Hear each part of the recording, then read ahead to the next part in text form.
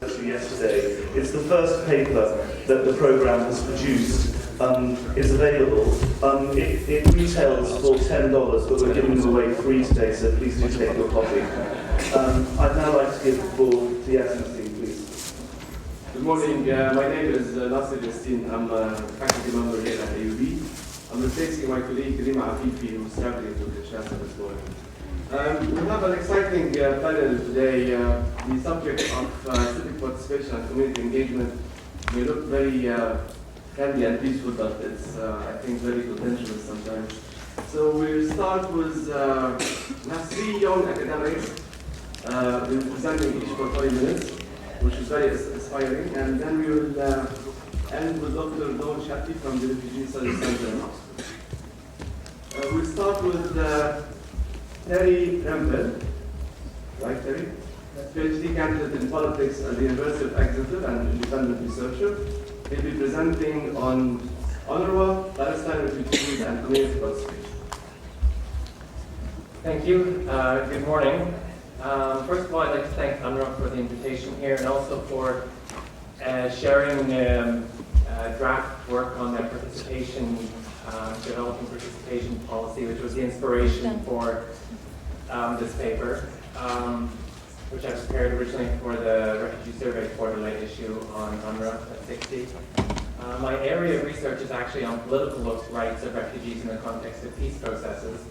So this was a little bit of a new experience for me looking at it from a development angle, but it also was very useful in that it opened up new insights in my primary area of research. And also I'd like to thank UNRWA for access to their archives when I was working on this. This morning I'd like to take you on a little bit of a historical journey to look at how UNRWA has approached participation in the past.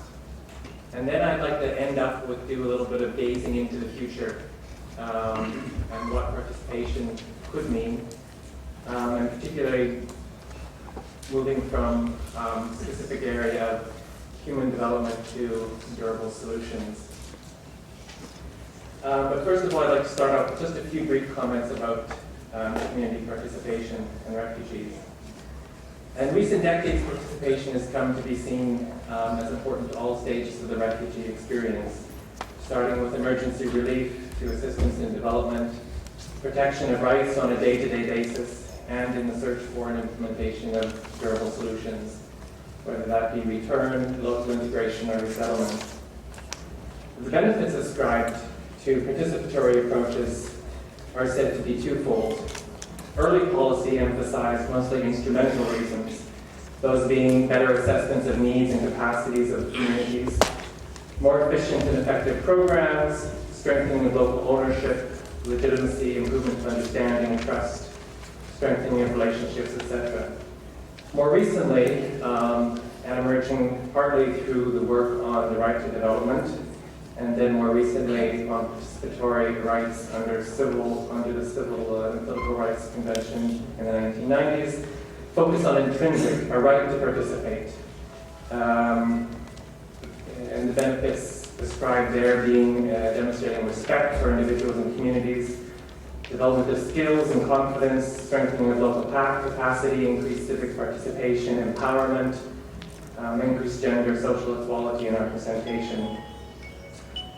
In recent years, UNRWA itself has begun to develop and promote stakeholder participation in the context of agency-wide reforms, drawing upon both these intrinsic and instrumental rationale for participation.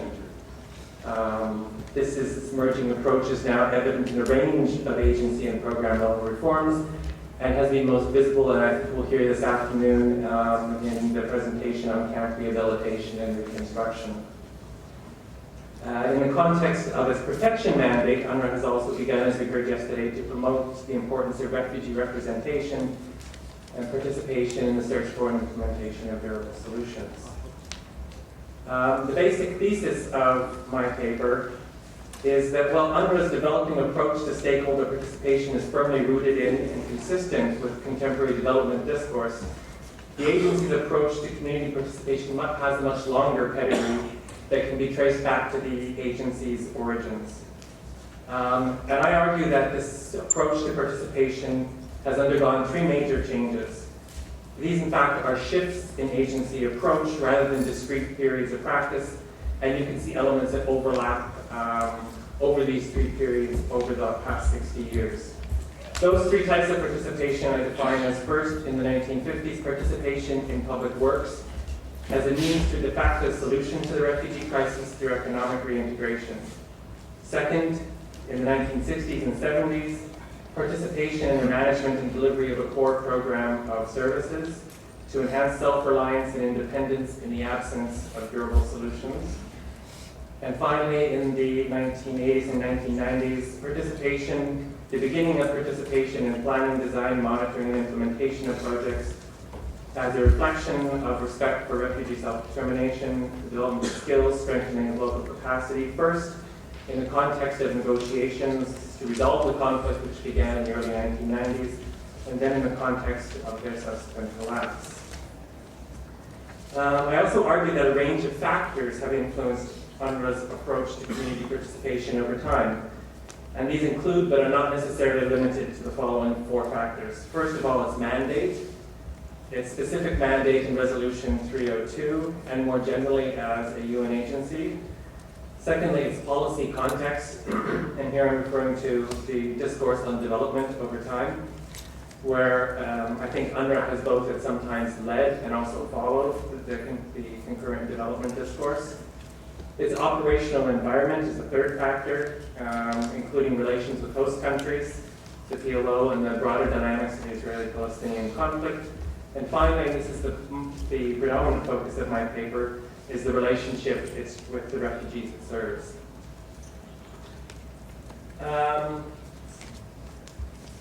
Before describing each of these approaches briefly, and then drawing some lessons from practice over the past 60 years, I would like to highlight just a few limitations of the research.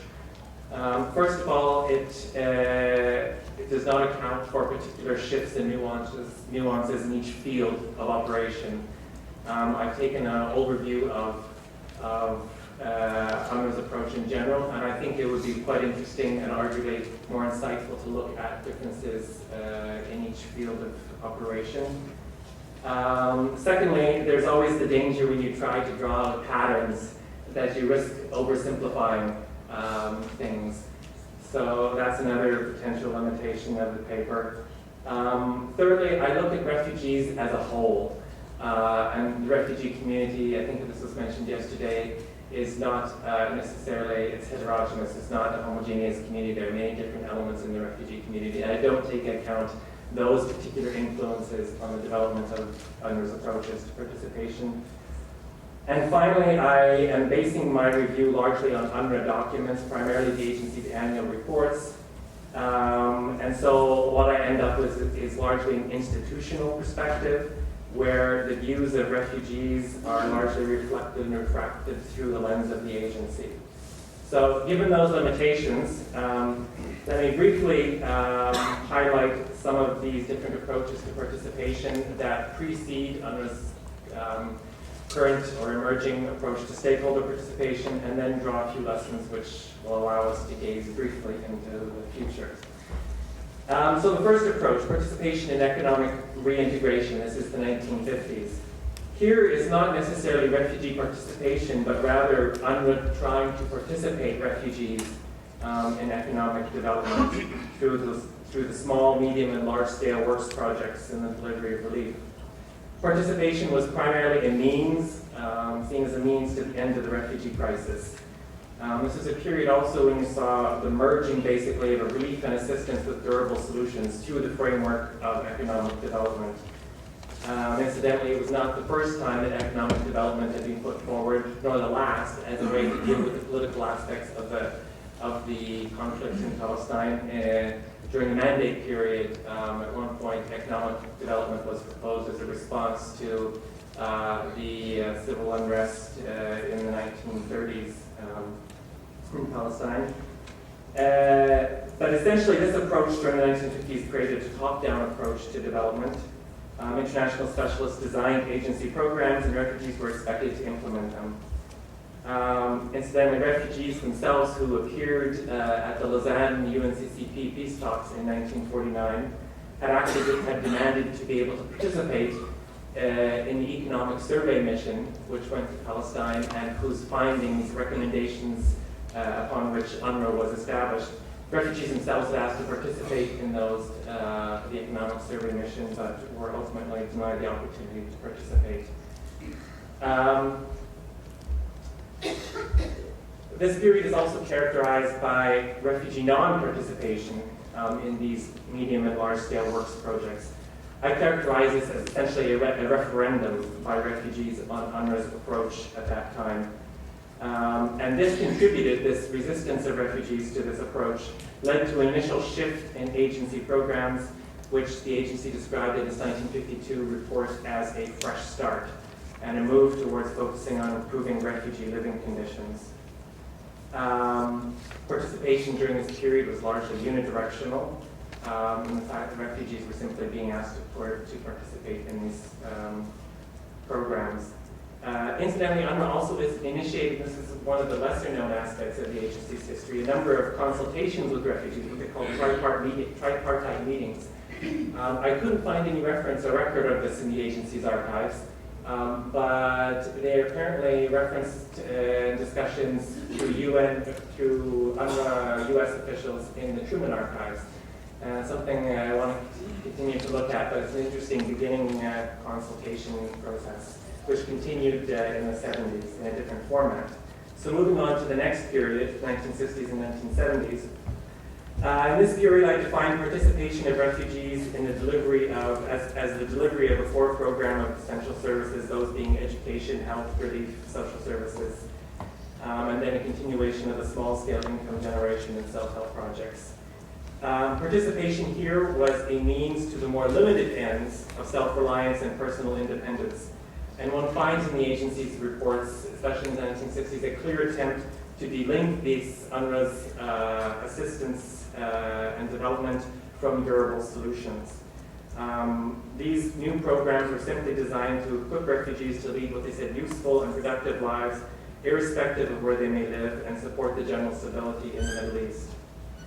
This shift that happened in the 1960s was in part a response to the refugee referendum of the 1950s, the refusal of refugees to participate in UNRWA's original approach of medium and large-scale development, and a recognition of the need to respect refugee choices.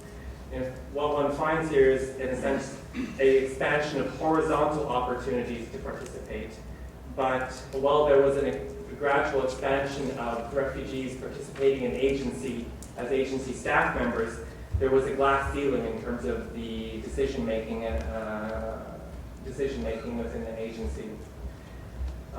This period is also characterized by two sets of consultations. First consultation with staff.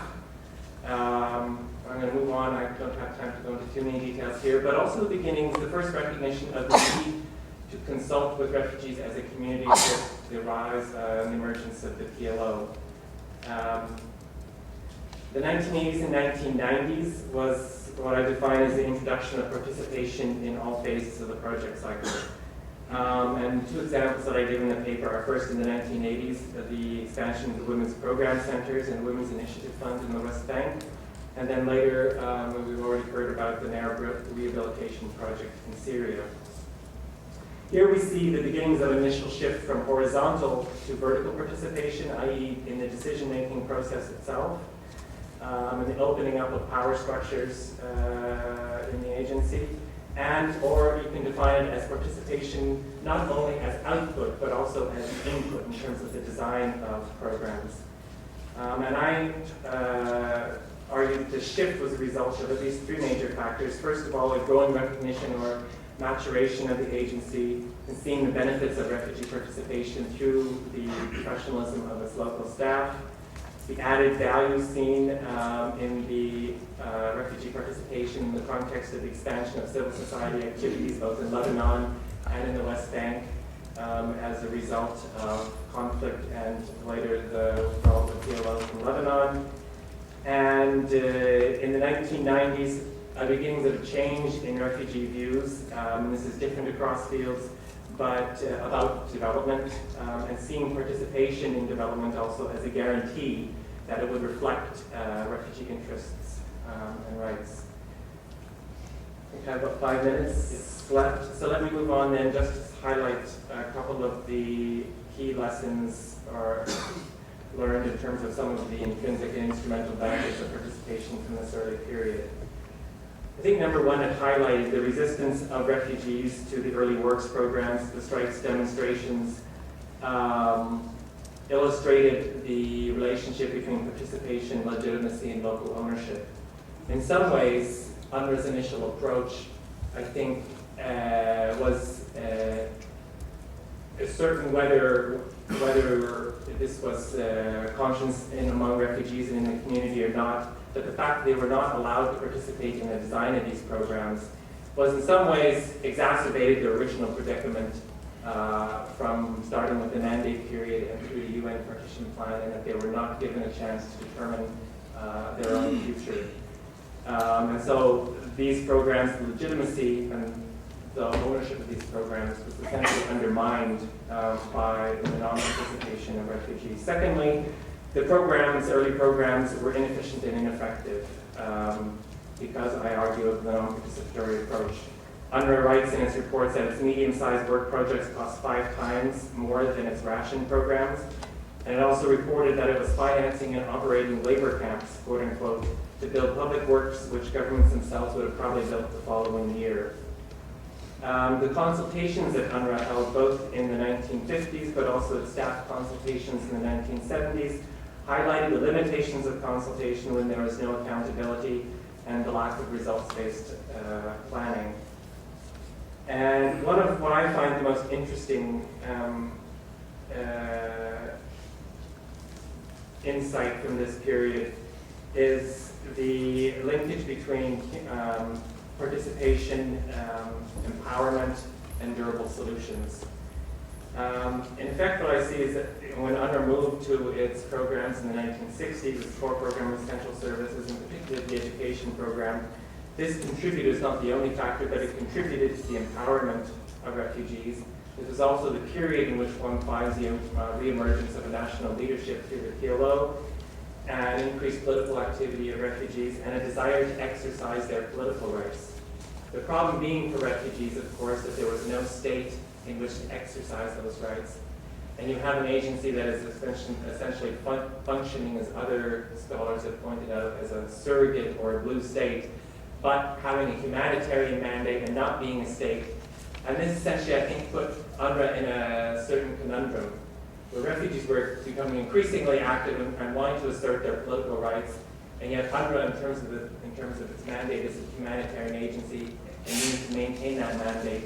In a sense, also, in certain ways, constraining refugees' ability to exercise their political rights. I argue that the effectiveness of UNRWA's emerging approach to stakeholder participation then in contributing to human development in its fullest form is ultimately dependent on the agency's ability to facilitate refugee participation beyond the important but ultimately limited confines of its core program of essential services, and to be able to participate in the search for durable solutions.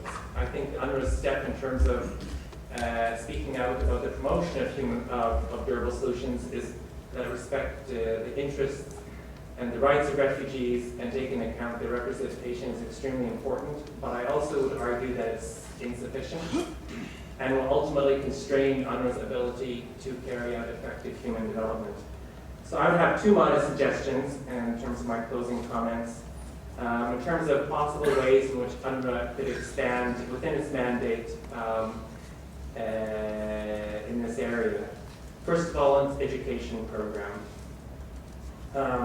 We heard a little bit yesterday about, in the morning session, about UNRWA's education program and the human rights and tolerance program curriculum.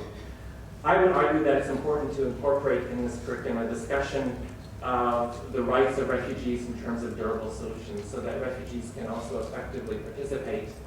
If they want to participate in the search for durable solutions, you also need to know what your rights are, and I would argue that's consistent with a human rights-based approach. And human rights discourse, in fact, if one looks at other cases of refugees, has been critical in building networks and communities of support beyond the areas of conflict themselves. The process of education about these rights, however, I would argue should be more than just... Okay, I'll speak loud. I don't need my notes. Should be more than just simply passing on documents or conventions stating what these rights are. I think it should be a process in which refugees are be able to facilitate discussions about their needs, and those needs that are translated into a discussion of rights. In order so that those rights reflect. What's that? Oh, there's no translation. I forgot about that part, sorry.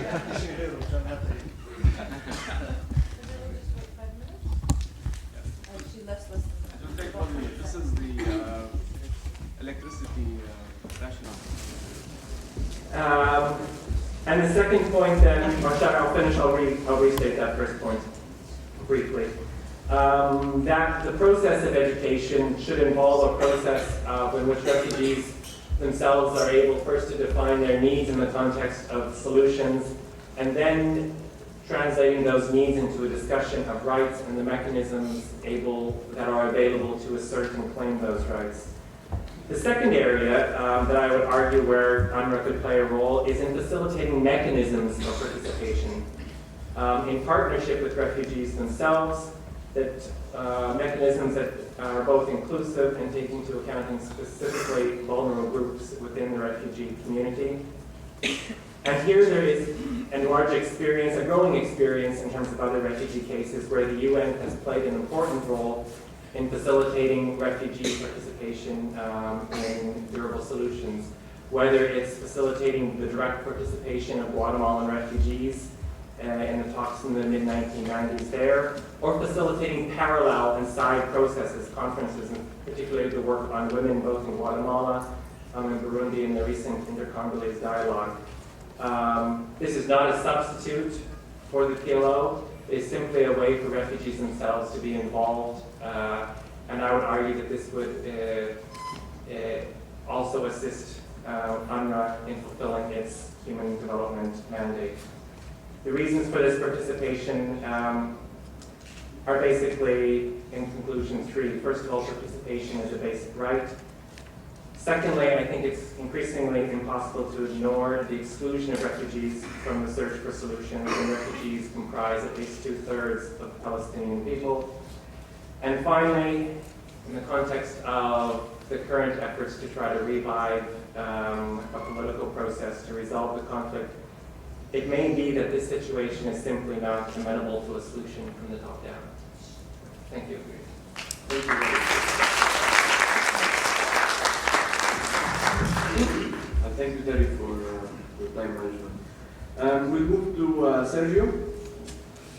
Sergio Bianchi is a PhD candidate at the Graduate Institute of Geneva, and he'll be presenting a paper on quite interesting community participation and human rights advocacy, questions arising from the campaign about the right to work of Lebanon's Palestinian refugees. Okay. Thank you. First, today I'd like to thank you, UNRWA and AUB, because they invited me to present at this conference. For me, this is a very special occasion to present some of the provisional findings of my PhD research to the very same people that I bothered on several occasions on my fieldwork, and that helped me in producing these findings with their availability and their patience in answering to my questions. So that is for me a very, very, let's say, emotional moment.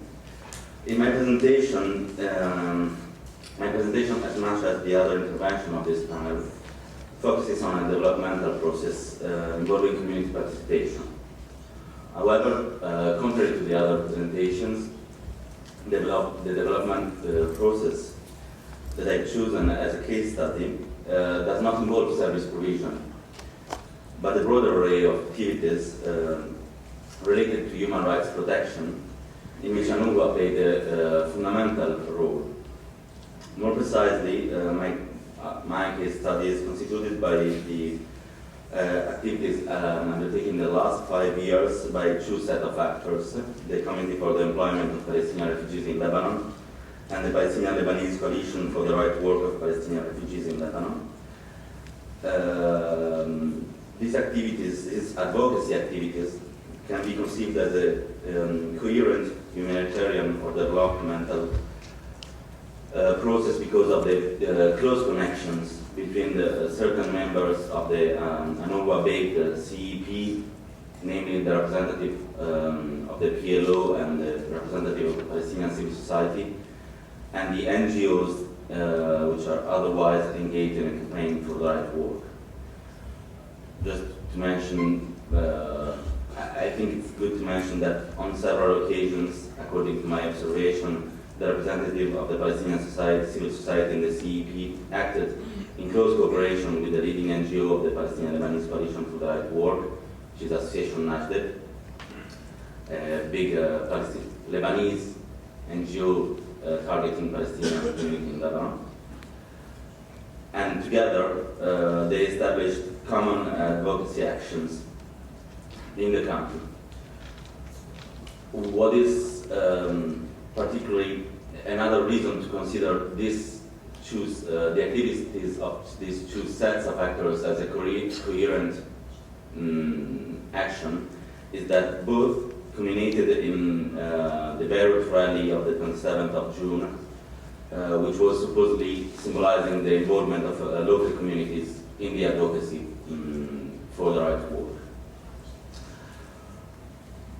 Indeed, it is my purpose to present and analyze these activities and their participatory dimension, as well as the decision-making process which led to the change of the legal regime regulating the employment of Palestinian refugees. We maintain that this developmental process is particularly interesting because of two features. First, it concerns human rights protection, an increasingly important domain of UNRWA activities. Second, by involving community participation and decision-making processes at the Lebanese national level, it highlights the impact of the coordinated advocacy, effort of UNRWA and local NGOs on Lebanese decision-makers' political considerations.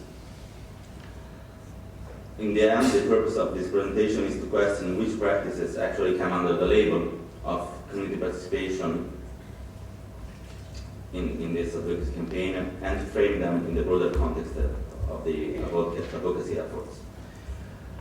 So, the first part of my presentation will concern the advocacy activities of the Committee for the Employment of Palestinian Refugees in Lebanon, which I consider as strongly supported by UNRWA and in a way a side body of UNRWA. Then I will shift to the NGO side of the advocacy process by presenting to you the campaign for the right work led by Association Najdet and its highest point of community participation, which is the 27th of June rally. And finally, I will just go through briefly the political debate which led to the approval of the reform of the legal regime ruling over the employment of Palestinian refugees in Lebanon. As far as the Committee for the Employment of Palestinian Refugees is concerned, I quote from one of the members, it is an informal coordination group. As it is stated in the Who We Are section of a report published by the CEP in 2007, UNRWA played a fundamental role in initializing the establishment of this organization. And I quote, in May 2006, the United Nations Relief and Works Agency, UNRWA, in collaboration with the Lebanese Ministry of Foreign Affairs, organized a technical workshop funded by the Swiss Agency for Cooperation and Development on the employability of Palestinian refugees in Lebanon. As a result of the findings and in response to the evident need for further work, the follow-up Committee for the Employability of Palestinian Refugees in Lebanon, FCEP, was established, and it was supported by a secretariat funded by the Swiss Agency for Development and Cooperation. So this body, established back in 2006, was initially composed by a representative from the Lebanese civil society, one from the Norwegian People Aid, which is an international NGO targeting the Palestinian community in Lebanon, one from the ILO, one from the Ministry of Foreign Affairs, one from the Ministry of Labor, and one from the PLO. The Swiss Agency for Development and Cooperation did not have a representative in the committee, but as an observer in it. According to one of the CEP members, in the first 3 years of the committee existence, it focused on identifying research needs and filling them with compiling a list of existing reports concerning Palestinian employment. What is more, the CEP took over the role of advocate for the right to work from the PDC, the Lebanese Palestinian Direct Committee, and it looked for practical ways to facilitate the employment of the Palestinians. The composition of the CEP at that time was particularly suitable to achieve the same. In fact, as one of the members of the CEP stated, the CEP, I quote, "The CEP is a strange animal because it's not really the civil society and it's not the UN. It was a combination of both, which involved the government, which as well. Furthermore, when I told you that in a way the CEP acted as a side body, implementing UNRWA action, I found this assumption on another statement that I collected from one of the CEP members, who told me that the CEP, I quote, "The CEP has allowed UNRWA getting involved in a very sensitive issue without taking the front role, as the right to work was in 2006.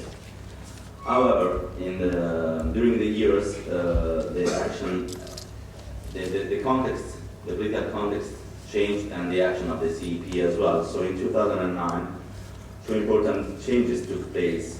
First, the membership of the committee changed, and the field protection officer replaced the head of relief in his capacity of UNRWA representative.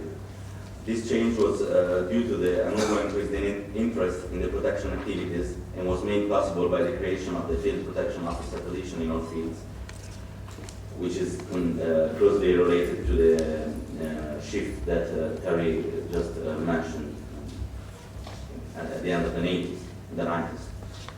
Second, the CEP changed its name, going from Follow-up Committee for the Employment of Palestinian Refugees to Committee for the Employment of Palestinian Refugees. This decision stemmed from the change in the political atmosphere, according to the CEP documents. In fact, at that time, the employment of Palestinian refugees became a priority of major political actors, such as the LBDC, the UNRWA, and the Integrated UN Working Group on Palestinian Issues. And not only the name changed, but also the goals shifted from providing reliable data about Palestinian employment in Lebanon to a more proactive stance in advocacy. Again, I quote one of the documents of the CEP. One of the main goal that was added was to enable the Palestinian refugees to enter formally the workplace in Lebanon in line with the international obligations. End of the quote. What does this mean in practice? In practice, information production and dissemination was complemented by an improved focus on legal issues. In late 2009, the CEP published a study titled Legal Text Governing the Employment of Palestinian Refugees in Lebanon, a study and comparison. And in this document, the shift of interest from technical to legal, and therefore politically sensitive issues is evident. However, this shift has been accompanied by a distinction necessary to defuse any accusation of promoting the resettlement routine of Palestinian refugees. In the study, one can read that the legal and political dimension of the problem, into brackets, of the Palestinian employment should be treated separately. Concerning the political dimension, the study says that the right to work in Lebanon has been considered in the past as a step toward the resettlement of refugees inside the Lebanese society. The committee in the study rejects this assumption and focuses on the legal dimension of the problem. In fact, it is hold that the actual regime regulating the employment of Palestinian refugees stems from a gap in the Lebanese law. This gap led to a situation of inconsistency between the Lebanese legislation and the international contractual obligations of Lebanon, and the CP chosen to focus on this legal inconsistency, and to do that, it disseminated its legal study in several events organized in 2009 and 2010, which were attended by, among others, representatives from Palestinian NGOs and from the main Lebanese political parties. What is more, a legal working group was formed, including CEP and the PDC members, NGO directors, and members of the Lebanese political parties. This group was meant to prepare a draft bill of the law to be submitted to the discussion with all the actors concerned by Lebanese Palestinian refugees and by all actors concerned by the Palestinian refugee employment program, and eventually to the Lebanese parliament. Later on, the chair of the CP and the PLO representative in the committee jointly announced that all the Palestinian political parties had accepted to submit the draft bill to the Lebanese authorities, and that a coordinated campaign was to be prepared by a representative of the Palestinian civil society in the CP and as the director on behalf of the Palestinian civil society organizations. So this leads me to the NGO side of the advocacy campaign, because the coordinated campaign meant to be prepared by the CEP representative, the Palestinian Society representative in the CEP, and the NASDAQ took place in a context which was characterized by initiatives already put in place by Palestinian civil society organizations. Since 2006 and 2005, Association NASDAQ has been working on its advocacy on its own advocacy campaign, engaging other organizations and individuals as the campaign progressed. This campaign culminated in the mobilization for the Rally for Civil Rights of Palestinian Refugees, which took place on the 27th of June 2010 in Beirut, which is probably the most evident example of the involvement of local communities in an advocacy process in Lebanon, at least. The decision to start the campaign was taken by NASDAQ management after a training workshop on advocacy attended by some members of the staff in 2004. Having assessed beneficiary needs through program evaluation, NASDAQ decided that dealing with legal constraints to employment was a priority. Therefore, an advocacy campaign about the right to work was launched. And as stated in the first narrative report of the campaign, advocacy aimed at enabling Palestinian refugees in Lebanon to practicing the right to work in Lebanon. To achieve this aim, several collective actions were planned, going from establishing follow-up committees locally in charge of the advocacy to mobilizing Palestinian and Lebanese communities in public events. In the first 2 years of the campaign, so from between 2005 and 2007, the campaign consisted basically in this kind of activities, and it involved mainly not only NAFTA beneficiaries. In 2009, the campaign outreach greatly improved, and at that time, NAFTA was able to publish Working Unprotected: Contribution of Palestinian Refugees Residing in Camps and Some Gatherings to the Lebanese Economy. This study, based on a survey submitted to 1,500 households, allowed the Right to Work Coalition, which was the group of Lebanese and Palestinian collective and individual actors affiliated to the Right to Work campaign, enunciating their advocacy demands on the basis of our data-based findings. Similarly to the initial CEP official discourse, the report assumed that few studies dealing with the Palestinian labor force as a proactive economic actor existed. Therefore, the main aim of the study was to take a clear picture of the Palestinian involvement in the Lebanese economy in order to strengthen advocacy effectiveness. NAJDE, after having published the report, organized several public meetings attended by ministers and Lebanese MPs all over Lebanon to present and disseminate the study. In mid-2010, this Right to Work campaign got intertwined with another advocacy initiative launched by a group of NGOs, among other Norwegian People's Aid, AIDON, NAJDE, and Palestinian human rights organizations, which were united, and individual activists, by the way, also, which were united into an ad hoc organizing committee. Complementing the advocacy efforts of the CEP and of NAJDE with grassroots activities, the members of this organizing committee aimed at mobilizing Lebanese and Palestinian parties and civil society organizations through a rally ending in front of the Parliament House. This initiative was first presented in several public and private events. Just to mention some, the Nakba celebration at the Sports City on the 15th of May and the meeting of the key NGOs targeting the Palestinian community at the UNRWA Lebanon field office at the beginning of April. The most distinctive feature of this event is that, contrary to many previous advocacy initiatives, it was meant to mobilize a large number of people from local communities and allow them directly participating in the advocacy efforts concerning the right of Palestinian refugees.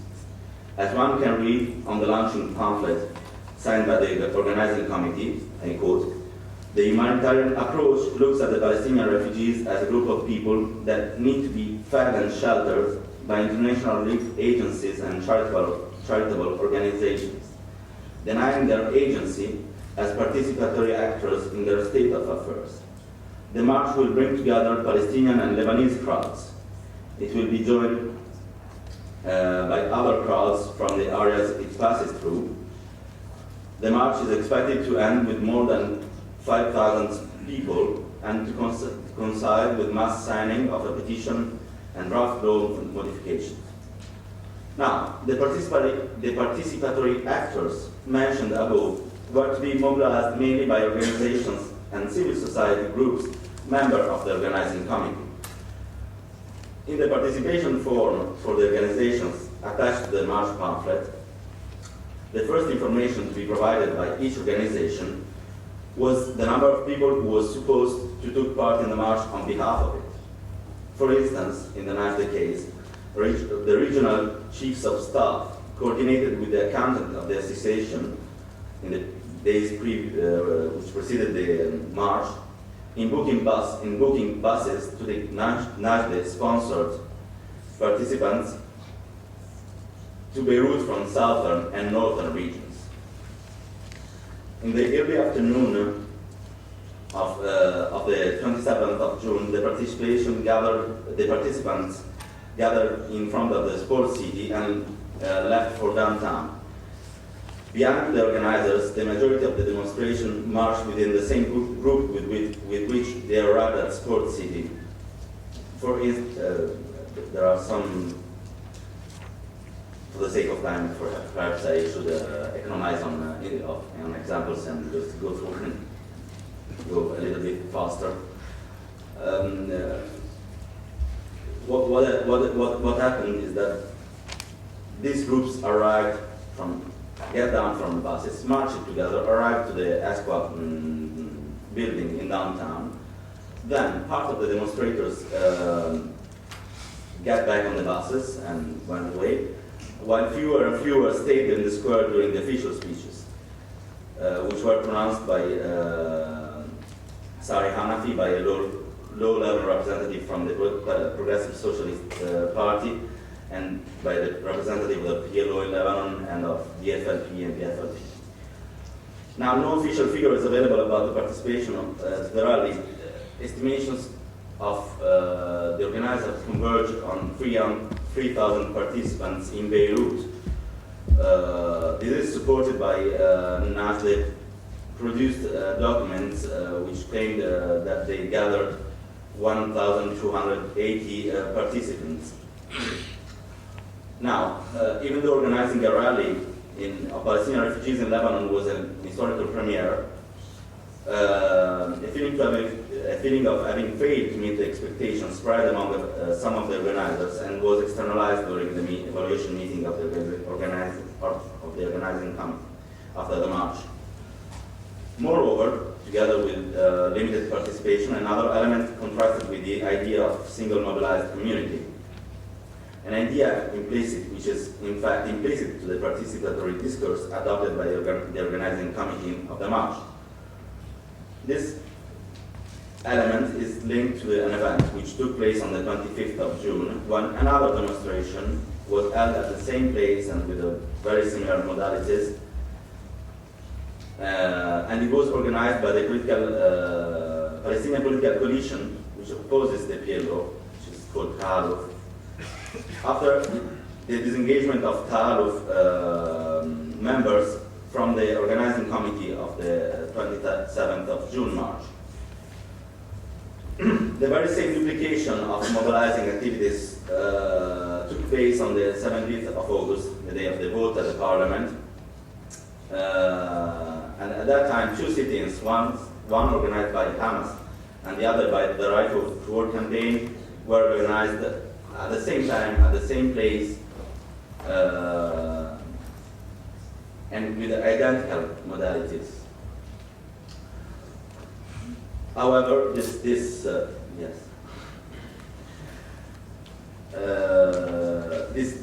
advocacy campaign, this part of advocacy took place in once again a very changed political context, because in mid-June, Walid Jumblat, the chairman of the Progressive Socialist Party, launched an emergency procedure inside the parliament to amend the laws concerning the legal regime regulating the employment of Palestinian refugees. I think what is really important about the political decision-making process, there are two elements that need to be mentioned. The first one is that the Jumblat proposal stemmed in opposition between Christian MPs and the rest, which was something unseen since long time, and which was, which in a way went beyond the actual structure of the political system in Lebanon, which see an opposition between 14 March and 8th of March, while the Jumblat proposal went back to the Muslim-Christian divide, to simplify. The other thing which is rather interesting about the decision-making process, yeah, I'm going for the conclusion, is that, is that basically didn't take into account the representation that were produced and disseminated by the advocating actors. What I want to say to briefly conclude is that community participation is usually meant or thought or conceived to enhance individual agency. This present in the advocating in the collective actor discourse, as well in the literature and grey literature and economic literature. What happened in our case study is that yes, in a way, community participations, in a way, advocacy and its the community participation activities, which took place inside advocacy helped in spreading the representation of the new representations of the Palestinian refugees in Lebanon. And probably they will contribute to the creation of new identities which help in future mobilization. But on the other hand, and this could explain why in the first 2 years there were a consensus about advocacy activities, and why in the very last 6 months the advocacy process was duplicated. On the one side, PLO, collective actors, which can be, say, near to the PLO as their own advocacy track, while the collective actors near to the Daluf put up a second one.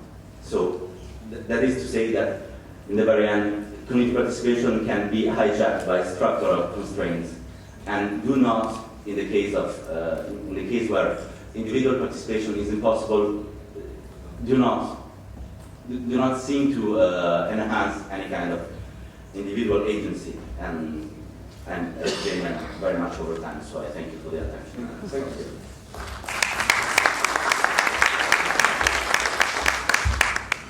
Okay, so now we move to Nel Gabiam, is a postdoctoral fellow at the Center for Study of Race, Politics and Culture at the University of Chicago. She will be speaking on implementing the Iraq Rehabilitation Project, the political implications of sustainable development. I would also like to thank AUB and UNRWA for giving me the opportunity to be here and share my work with you today. So, as mentioned, I'm going to talk about the Native Rehabilitation Project taking place in Syria.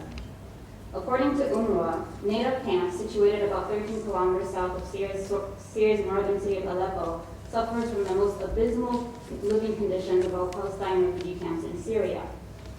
Originally composed of 94 zinc-covered barracks that were used to house Allied troops during World War II, Native served as housing for some of the Palestinian refugees who ended up in Syria in 1948. Over time, some refugees moved out and built houses around the barracks in the area allocated to them by the Syrian government. But to this day, 6,000 refugees remain in the barracks. Current barracks residents have complained about scorching summer heat, freezing winters, flooding and leaking during winter rains, humidity, lack of sunlight, and the camp as a whole and the barracks especially suffer from overcrowding. So in 2000, UNRWA, in collaboration with Syrian authorities, set into motion the Native Rehabilitation Project. Central to the NRP were plans to move 300 families from the barracks to the neighboring camp of En Antal. And so that was sort of initially the central component, to move families from the barracks to newly built houses in En Antal. The Native Rehabilitation Project, which I'll refer to as the NRP, save time, which is considered by UNRWA to be a development project, also includes plans to improve the overall infrastructure of both Anatol and Native and engage in socioeconomic development in both camps. The NRP has become an UNRWA pilot project whose lessons learned will help cement the agency's reform process, which aims to go beyond the provision of relief and basic services and emphasize the governmental forms of assistance to Palestinian refugee camps. UNRWA adopted a participatory approach to the NRP, recruiting local volunteers into the project and sort of promoting the involvement of targeted communities into the project implementation and planning. By donating land for the new houses to be built in Natal and taking care of sewage, electricity, and waterworks in Natal, the Syrian government also became a participant in the project through GAPAR, the General Authority for Palestine Arab Refugees. Also involved in the project were the governments of the United States, Switzerland, Canada, who funded the first phase, and which has now concluded. And if I am not mistaken, the second phase, currently taking place in Native camp, is being funded by the governments of the United Arab Emirates, Germany, Switzerland, Japan, the U.S., and the governments of the Basque and Galicia regions of Spain. So for the purpose of this paper, I'm going to focus on the first phase, mostly on the first phase, of the project taking place in NFL. And I'm going to focus primarily on the perspective of Palestinian refugees on the project, their specific understanding of the project. I show that while UNRWA relies primarily on understanding of progress that frames the NRP as an attempt to increase long-term socioeconomic opportunities of Palestinian refugees living in camps and promote self-reliance among Palestinian refugees, refugees in NFL and NADA usually interpret the NRP through a politically inflected understanding of progress that ends in the possibility of return to their pre-1948 homes. And so one of my main arguments is that there's a disconnect in terms of how progress with a big P, is understood by UNRWA and the way it's understood by refugees. And I'm not saying it's oppositional, but there is a disconnect, which I will talk about more later in the paper.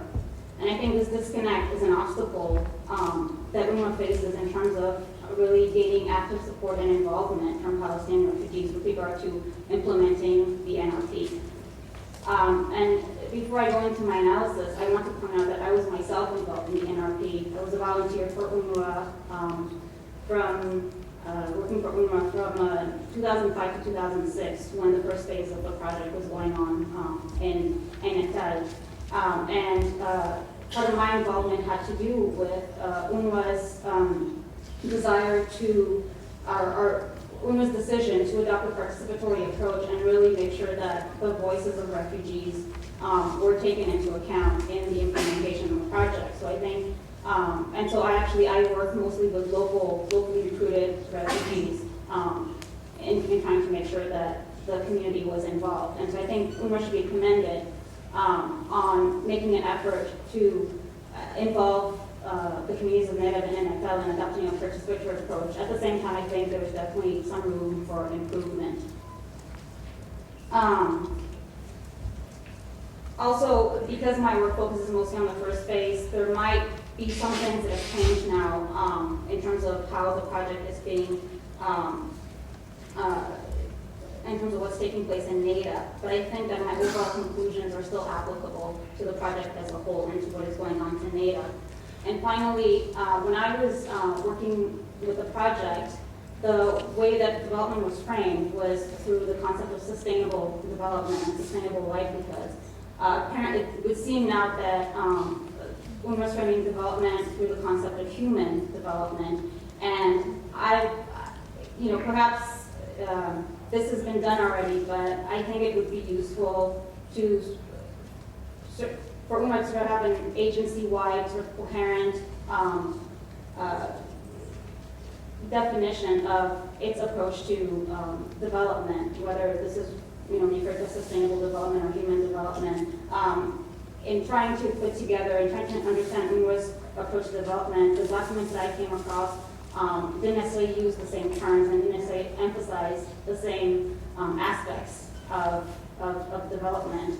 And so anyway, I think it'd be useful to sort of have an agency-wide sort of coherent definition of exactly what this means in terms of what's happening in the camps and in terms of the goals of the project. And like I said, perhaps this exists, but I have not come across it. And just to point to some of the debates that were happening yesterday, I also think that these terms, human development, sustainable development, self-reliance, I don't think that these are very much contested terms. The debates happening yesterday are also happening in academia. They're happening within the field of humanitarianism in terms of what is the boundary between humanitarianism and development. Is there a boundary? Is humanitarianism a comprehensive term that is not simply related to emergency assistance, but also includes forms of empowerment for the long term? Does it include improving improving everyday life as opposed to dealing with emergency situations or trying to save lives? And so basically my point is these are contested terms, they're debated terms, and I think it's really important that we want to be clear on what it means within the context of Palestinian refugee camps. And finally, as mentioned yesterday by somebody, I think this should be done in consultation with the refugees themselves, so that when these terms are deployed, there's an understanding about exactly what is meant. Okay, so when I joined the NRP as a volunteer in spring 2005, while the first phase of the project was taking place in NFL camp, the project was plagued by negative rumors. One of the main stories making the rounds in NSL was that the NRP was actually a deftly articulated plan by the project's Western donors in collaboration with UNRWA to use economic development as a way of phasing out UNRWA and settling Palestinian refugees in Syria. The focus on radically improving living conditions in the camps, without any mention of parallel efforts to bring about a political solution to the Palestinian refugee issue, recognizing the right of return, was perceived by some refugees as a way of substituting development for return. Some refugees also argued that the project's Western donors were hoping that refugees would forget about their refugeehood and about the suffering attached to it once they started leading comfortable lives, the comfortable lives promised to them by the NRP. Other refugees were worried that UNRWA's emphasis on sustainability is a sign that the agency considers the presence of refugees in Syria to be permanent, thus undermining their advocacy for the right of return. The centrality of the right of return to refugee identity and anxieties about the effects of the NRP on this right was apparent even in situations that involved refugees who ostensibly supported the project and were involved in it. During the second day of training for the spring 2005 asset mapping in NSL, basically at this time the project was using the sustainable livelihoods approach, which is about identifying together with the community assets that are present in the community and figure out together with the community how to build on those assets. So during this asset mapping in NSL, 30 local volunteers were asked to make a list of the biggest stresses in their life. At the top of the list, they put lujuu, which comes from laja'a, which refers to the condition of being a refugee. At the end of the training session, a Palestinian volunteer approached the American consultant who had been hired for the occasion and asked him what the volunteers were supposed to tell community members whose doors they would be knocking on if these community members asked them how the research would help refugees return. I was myself put in an awkward position one afternoon in NADA. During a volunteer training session, Eunice, a 19-year-old volunteer who works as a blacksmith in the outskirts of NADA, and I want to mention here that this is one of the most enthusiastic supporters of the project in NADA camp. He came to me and to let me know that he appreciated my desire to help solve problems in his community. But he continued, "What I really care about is returning to my homeland. What are you doing to help with that?" During a focus group discussion carried out in NSL with young teenage girls, one girl stood up and asked the NRP team leading the discussion, "If you really want to help us, why don't you help us return to Palestine?"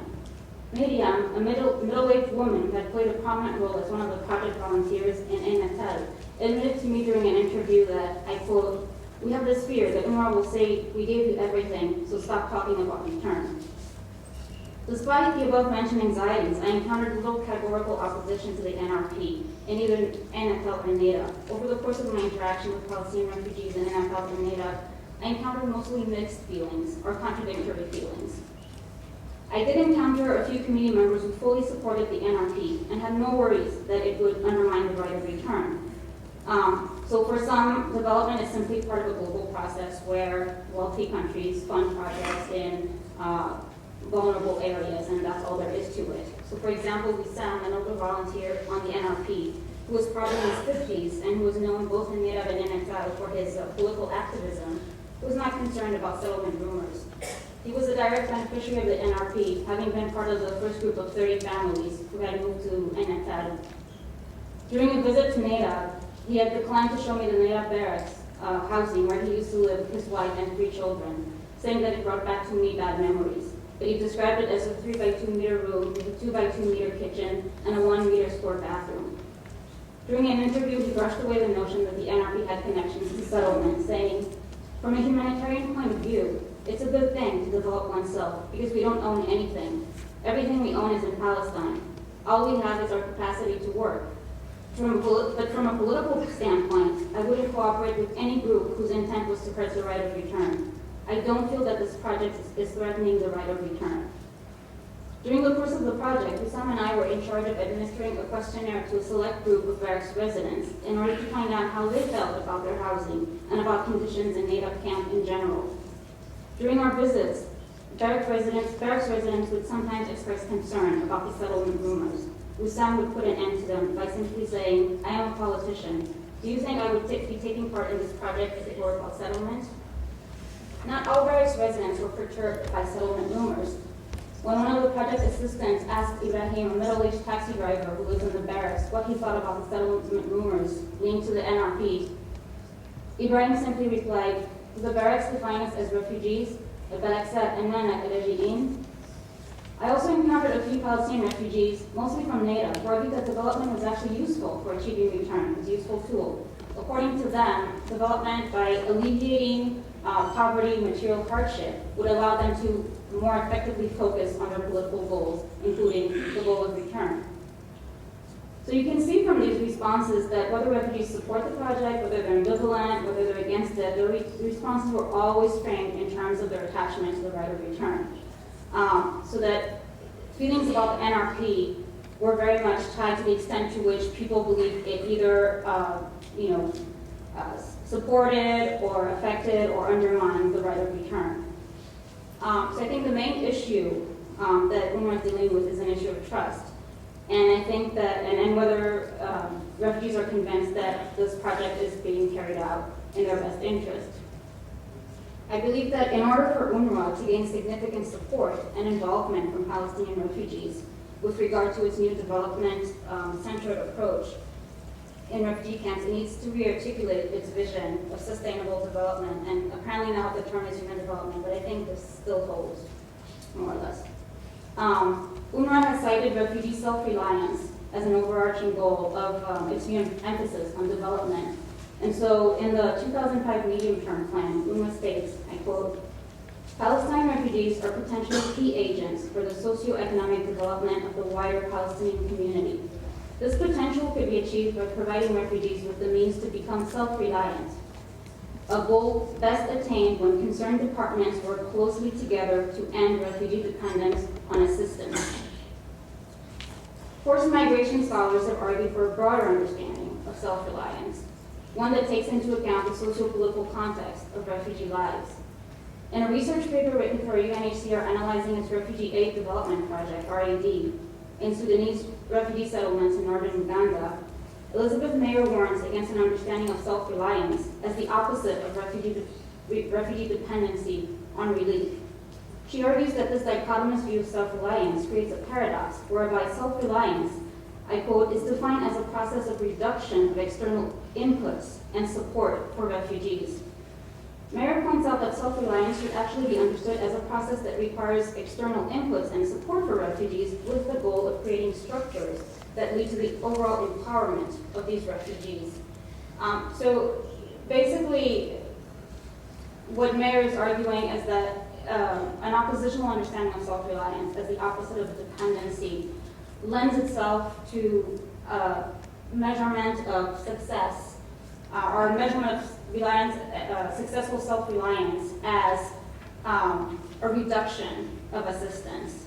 And this is not really productive in terms, it doesn't really tell us what is being created on the ground, what is happening on the ground. And you get into the kinds of debates that we got into yesterday.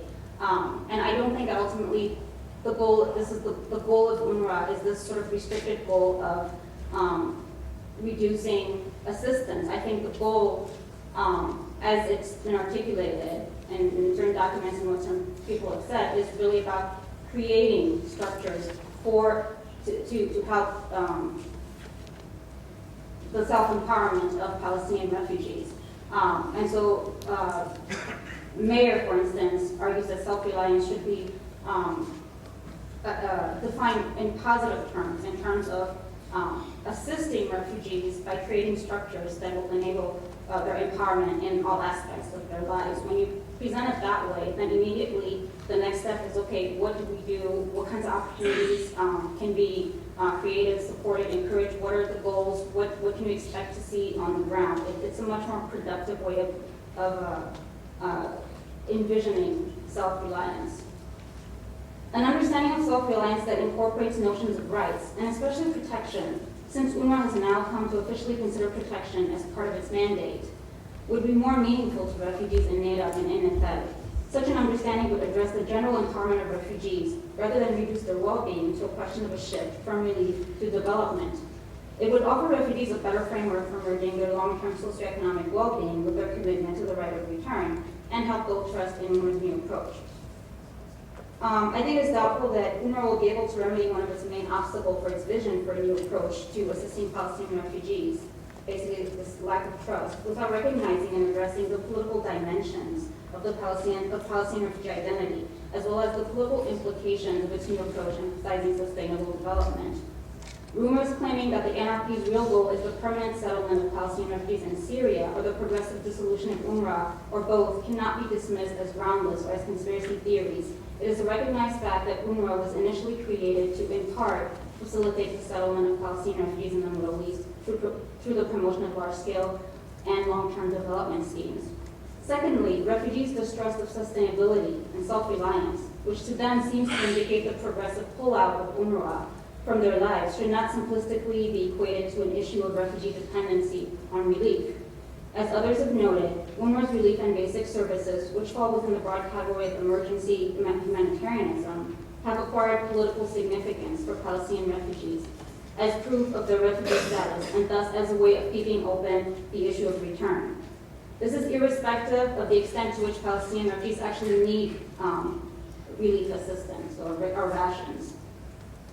A re-articulation of UNRWA's assistance to Palestinian refugees inevitably raises questions about the political implications of such a shift in Palestinian refugee circles. And so I don't think that the issue is that Palestinian refugees have a problem with economic independence or living socially rich lives. I think the issue is that they do not want UNRWA's reformulation of its relationship with Palestinian refugees to undermine their refugee identity and their political advocacy for return. Okay. So anyway, and also just to touch a bit on some of the debates that were happening yesterday, UNRWA understands itself as an apolitical organization, and perhaps it's important that UNRWA's goals be apolitical for it to continue to, or be non-political for it to continue to provide services. But I think that that should not preclude UNRWA from realizing that even that certain policies, even if unintended, even if articulated in a non-political manner, can have negative political implications or effects on Palestinian refugees. And I think that by taking on this greater role in protection and advocacy in terms of denouncing the violations of rights against Palestinians, I think UNRWA has already crossed that line that would presume a pure separation between the political and the humanitarian. And I think that UNRWA implicitly is recognizing that there are certain aspects of Palestinian well-being that have to do with political issues as a result of political factors. So I think that UNRWA is in a position to be somewhat flexible and try to incorporate or to come up with a vision of progress that somehow incorporates Palestinian refugees' attachment to the right of return and Palestinian refugees' history of dispossession and forced displacement. And I'll stop there. Thank you.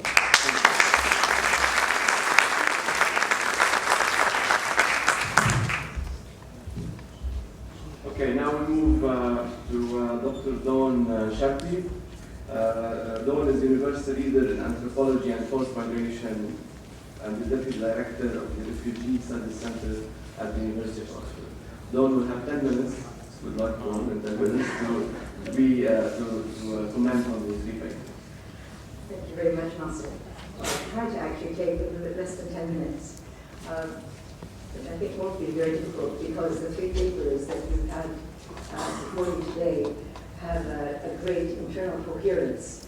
Just picking up some of the vocabulary that I read and I heard today, we're getting terms such as participation, development, resistance, ownership, accountability, empowerment, sustainability, permanence, right of return.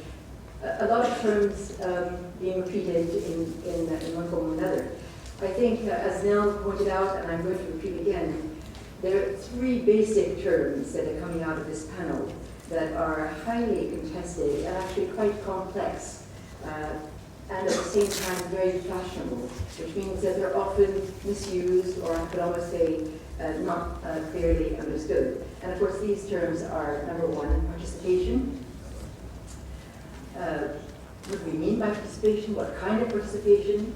And I'll discuss that again in a minute. Again, also the term sustainable or sustainability. what kind of sustainability, how long, short-term, long-term, to what effect.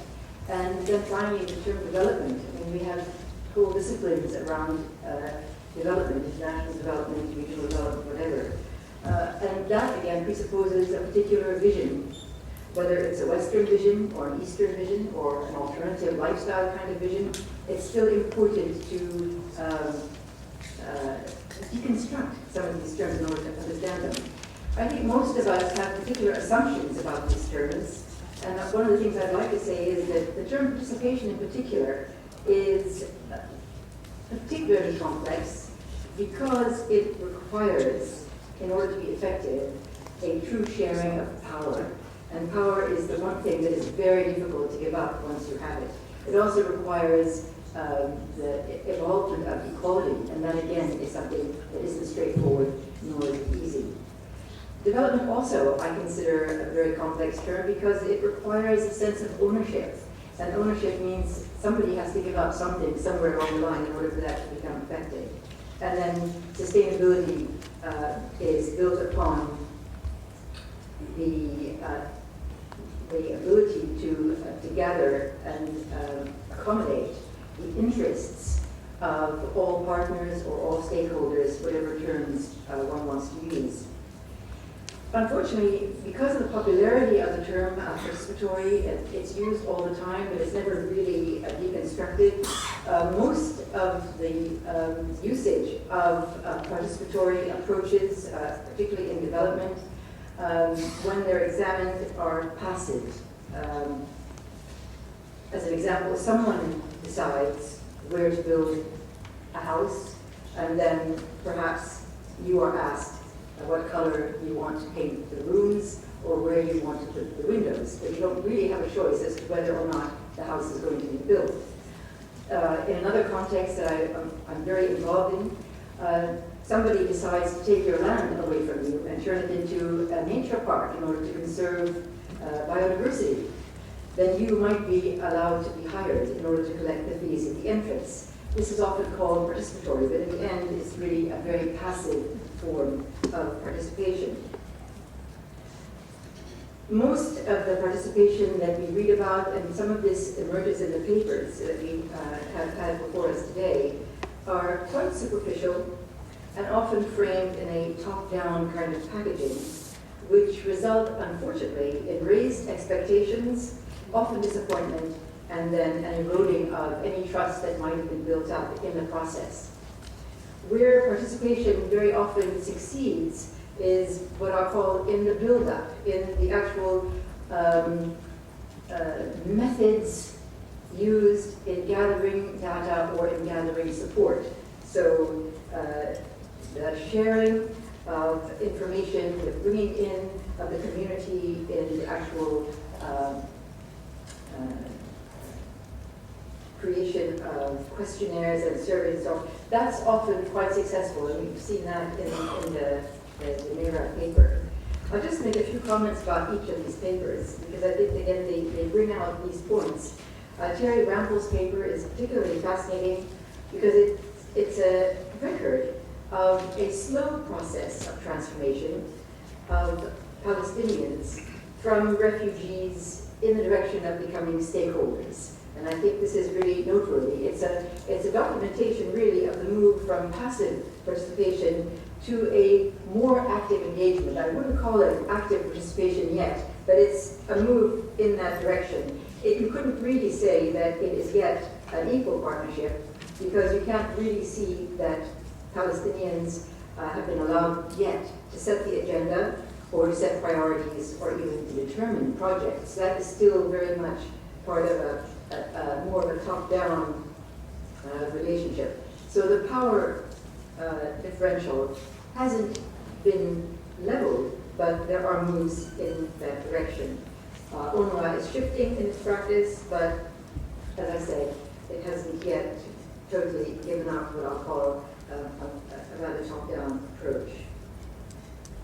Yangshi's paper is also fascinating. It's about community participation in the context of an advocacy campaign here in Lebanon. It's also part of what I would call a global movement to promote civil activism.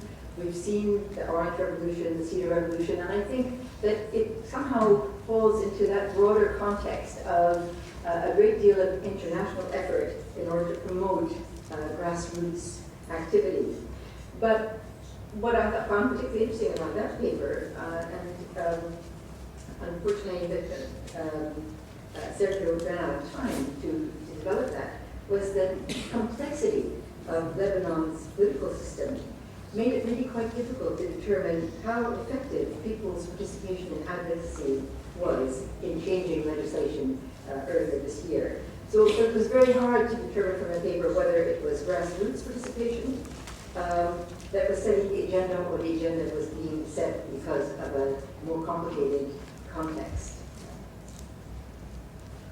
Gavian's paper is also very interesting. It's about sustainable development. I really want to put brackets around that term because we all have different ideas and understandings of what that actually means.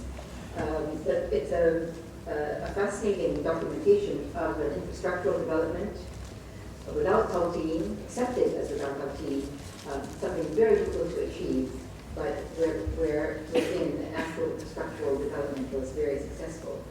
Her paper documents the kind of suspicion and lack of trust of the Nehrab camp inhabitants who were concerned about their right of return being compromised. I think the significance of the right of return over successive generations sometimes is forgotten by agencies, and the significance of that remaining at the top of the agenda comes out very clearly in this paper. Again, the paper is a much more passive approach to participation.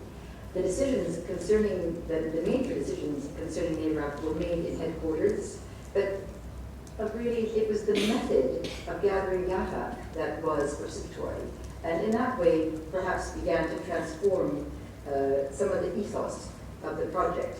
But there was no real power shift in terms of this particular project.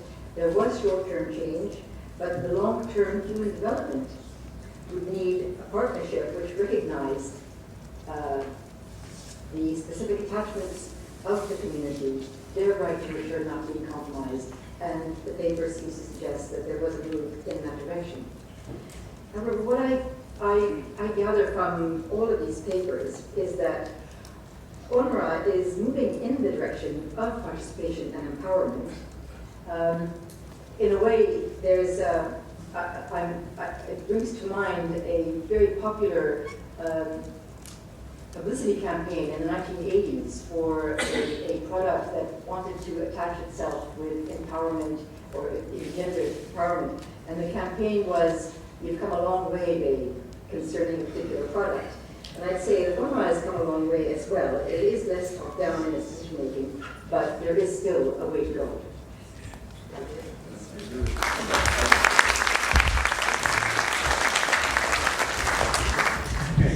Thank you very much, presenters and discussants. I think we have something like half an hour, so we have time for questions. We'll have questions, we have the microphones on both sides, and please introduce yourself and try to be precise, please, and ask a direct question to shareholders. I start from the back.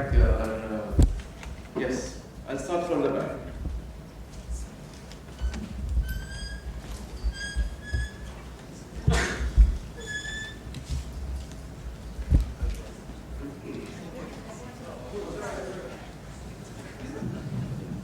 صباح الخير، سامي مشعشع من UNRWA. الملاحظة لزميلتنا دون شاتي هي ملاحظة عابرة بخصوص الشراكة. دعونا ولو لمرة واحدة لا ننظر للاجئ وكأن حياته بدأت مع النكبة ومع 48. هناك حراك وشراكة وتاريخ طويل للفلسطيني قبل اللجوء، وبالتالي التاريخ لم يبدأ بال 48 ولم يبدأ مع إنشاء الوكالة. دعونا نقلب الموازين ولو مرة واحدة ونقول أن الوكالة هي شريك ثانوي في حياة اللاجئ الفلسطيني. لا تبدأ ولا تنتهي حياة اللاجئ بشراكته مع الأونروا، وإنما العكس صحيح، وقد يكون المجال لتطوير هذه الفكرة لاحقا، ولكن دعونا دائما ننطلق من أن الوكالة هي جزء من تكوين الشخصية الفلسطينية للاجئ وليست هي الأساس.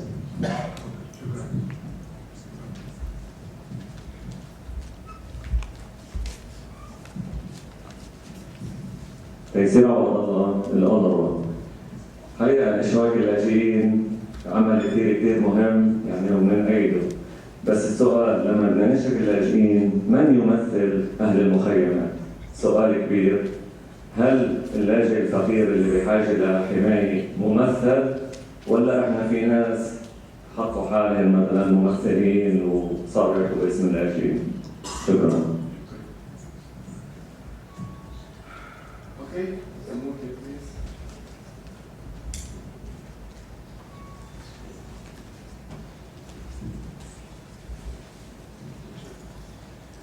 Ibrahim Hewitt, Chair of Palestinian Relief and Development Fund in Great Britain. I'm going to quote again from the Refugee Study Centre report, which for protection of Palestine refugee children. Last week there was two very interesting quotations. The first one, I hope the translators get the idiom right, which I would be interested to see how it's done. It was from an unnamed aid worker in the West Bank, that we all too often focus on doing things right rather than doing the right thing. So doing things correctly rather than doing the right thing. And I think perhaps UNRWA and other aid agencies are slipping towards that. One of the things we have to make sure that the fine line between humanitarian assistance and development means that we will often be merely equipping the refugees to tolerate the intolerable.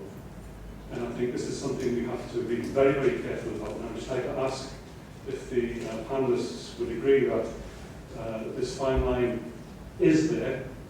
Have we gone over that fine line?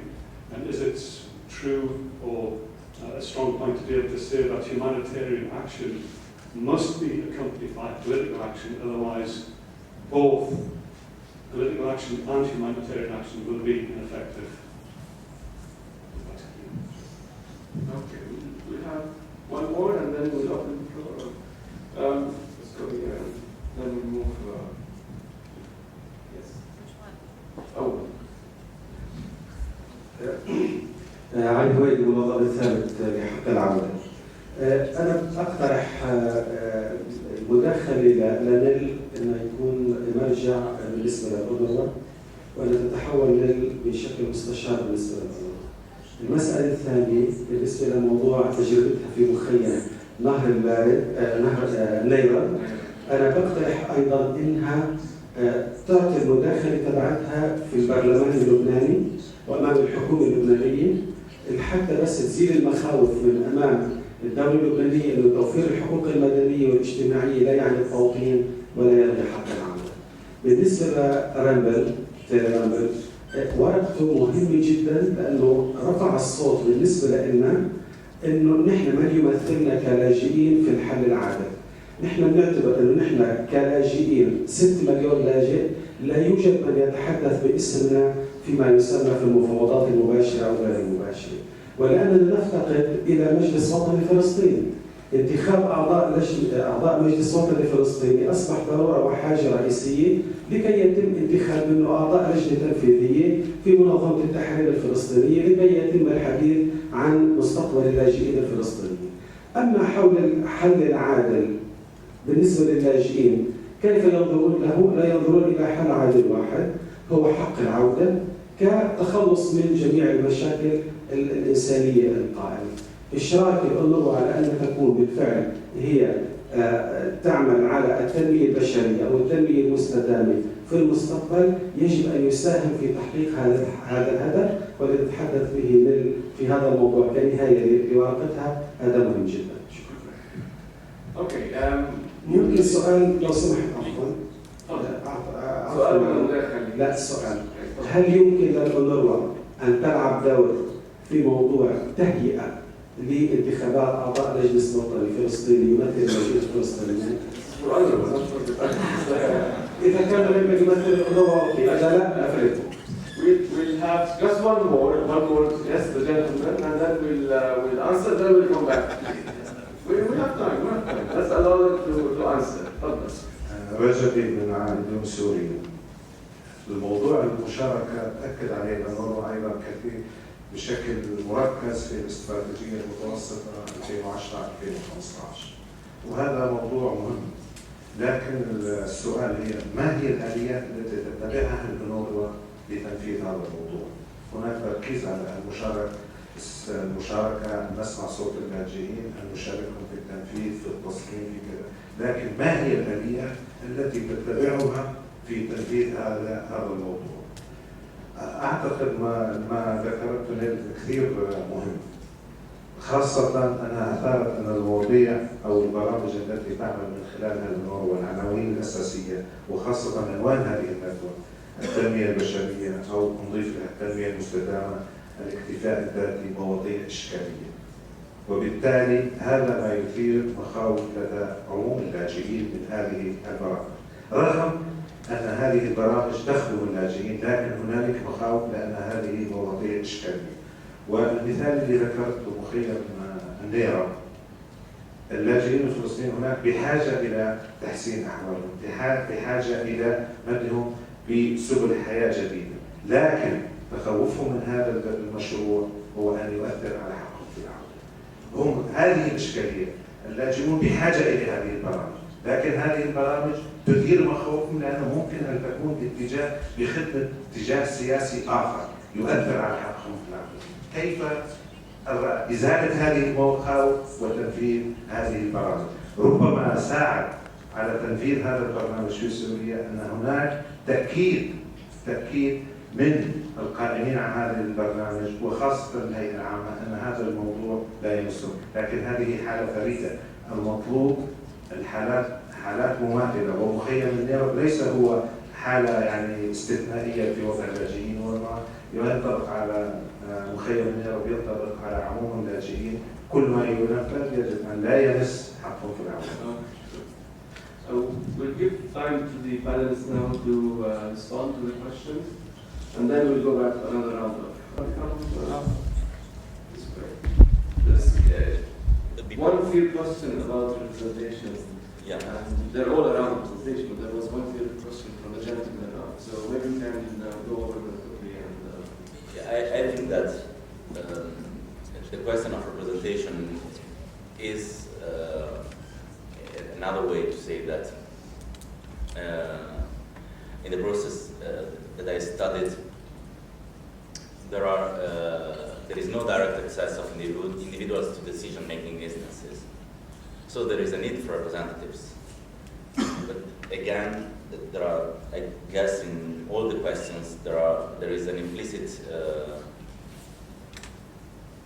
doubt about who is representing the Palestinian in the camps.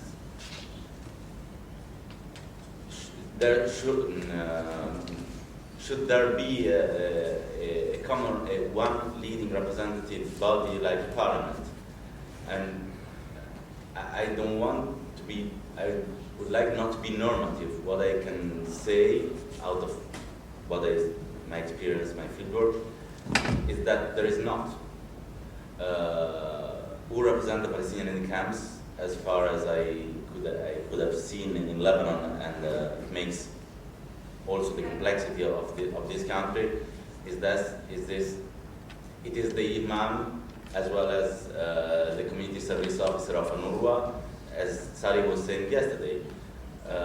Perhaps it would be more useful to stop asking who is the representative of the Palestinian community, and to look at which collective actors, plural, represent this community, and who they can cooperate, and whether they can cooperate to present, to make this mediation between decision-making instances and individuals in helping UNRWA as well as Lebanese authorities or other host government authorities in addressing what are the needs and the demands of the refugees, which can be needs and demands about socioeconomic rights, but also about improvement of living conditions or about the right of return.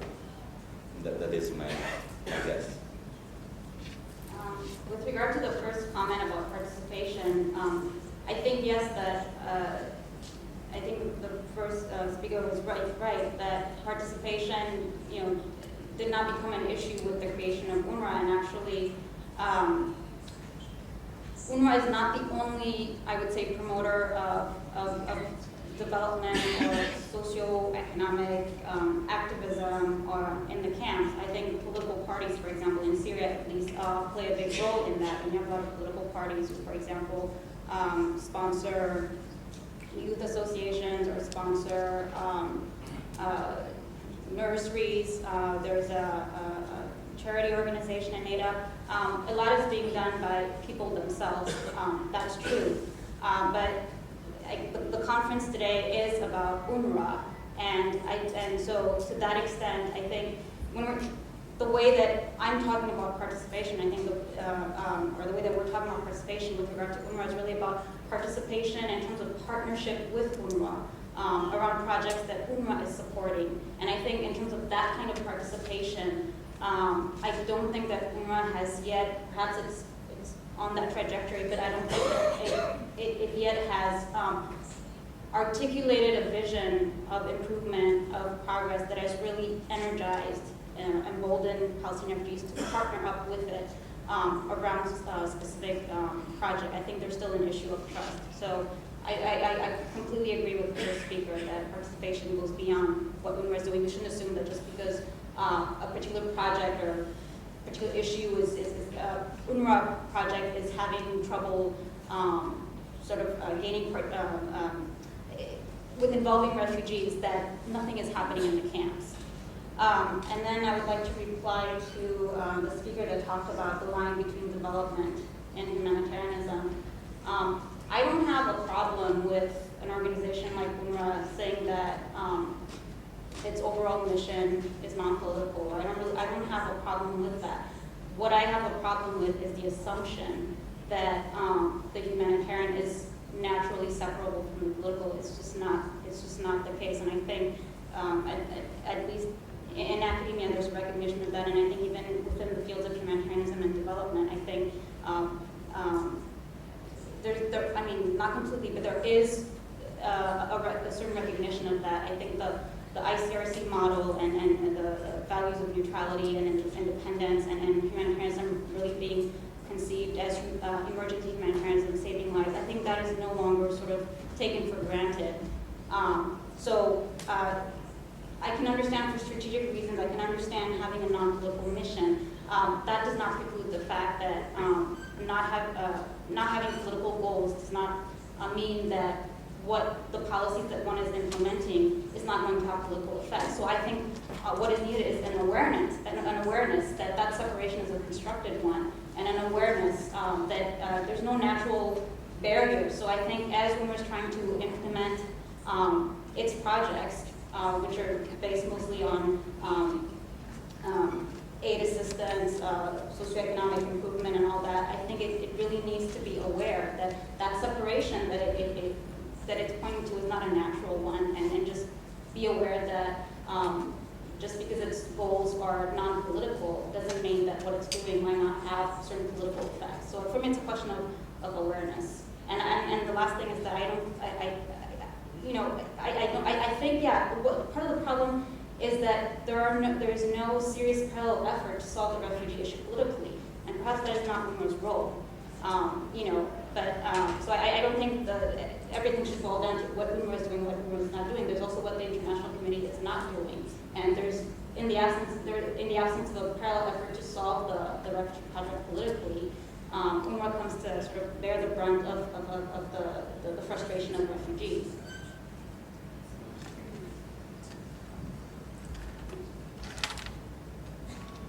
Three brief comments on some of the different questions. First of all, the question of who represents refugees? Exactly, this is the issue of representation. How do you deal with this? One of the critiques has been of participatory approaches is the failure to take into account the differences, the different sectors and communities, and how you provide for inclusive approaches. And from a historical perspective, if you look from the 1950s, this is one of the things that the UN faced, both with the early peace talks in Lausanne, Switzerland, but also the UNRWA itself faced in terms of dealing with refugees. There was a whole variety of different refugee groups that had organized themselves in the aftermath of 1948. One finds in the documentation of what UNRWA and UNCCD this question: are they representative? How and who are they representative of? And this is not an easy question to resolve. I don't have a particular answer to lay before you today, other than the fact that the important principles are inclusivity, and particularly taking into account being aware of particularly vulnerable groups. And there is also this other, if I can just tag on, another debate that occurs also in the broader literature on civil society participation, is this issue of this contrast of quote-unquote civil and uncivil society. I would argue that in the context of the Middle East peace process in the early 1990s, there was an implicit assumption in much of the work that was going on around the refugee question that somehow refugee positions on the right of return, which put them at odds with the general, I think, intentions of a general direction towards which a two-state solution was going. There was an implicit assumption that rights-based advocates at that point were uncivil society, although that was never directly stated. And I think that simply exacerbated the exclusion that that refugees themselves sensed in terms of the process. In terms of mechanisms for participation, I'll address that particularly in the context of durable solutions. I mean, there has been an emerging body of work, particularly focused around IDPs, and some of it's been published in a special issue of the Refugee Survey Quarter, stuff done by the Brookings Institution, and looking at exactly how to participate, and looking at if direct participation in the peace talks, where I mentioned the Guatemalan example, which is really, from what I've been able to track, a rare example. How else outside of direct participation in the talks do you facilitate participation of refugees? There's the question of representative participation. As we've heard, this is problematic in the sense of Palestinian case, not in the sense that Palestinians and refugees don't have representatives. They do, as the PLO. But the problem is there is a concern, and that has been expressed through different deliberative approaches and discussions in the refugee community in recent years, that there's a problem that people feel that they aren't being represented. And representative structures that are available, for example, through the PNC, people have been able to hold actual elections. Parallel consultative processes have been put forward in some cases and alternatives. But the problem with these is they don't have a binding, the results of these consultative processes don't have binding effect in terms of the actual negotiations. So that's another problematic aspect of how do you get participation that is also people feel that they have an actual say. And lastly, the question of, there was an interesting, I just want to make a small comment on, there was something on elections and UNRWA, the UN role. This is interesting in terms of, I've been thinking a little bit about this going back to the Middle East peace process in the mid-1990s and the first PA elections in 1996. One of the things that came out of the peace-building practice of the 1990s was this emphasis on post-conflict elections. And I know from UNHCR's, for example, handbook on voluntary repatriation, it emphasizes the importance of refugee participation in elections.